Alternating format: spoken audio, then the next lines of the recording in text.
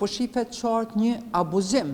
e një të drejtë që ka dhënë gjykata kushtetuese dhe ajo e drejtë është që u ka dhënë partisë së parë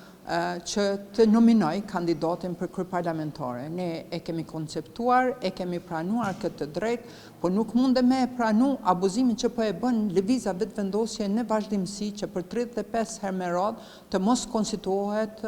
Kuvendi i Kosovës, mos konstituohen zgjedhja e kryeparlamentarit e nënkryetarëve dhe më pas vazhdohet me punë, sepse po e shohim se qëllimshëm po e bojnë, sepse nëse konstituohet Kuvendi i Kosovës,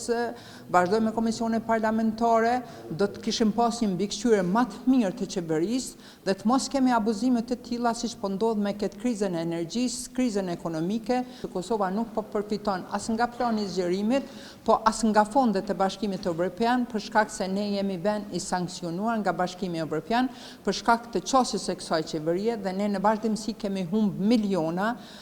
për shkak të mos koordinimit dhe mos bashkëpunimit me aleatet tonë të cilët janë të akredituar në Kosovë. Bota nuk po sillet rreth Kosovës, bota nuk sillet rreth Albin Kurtit.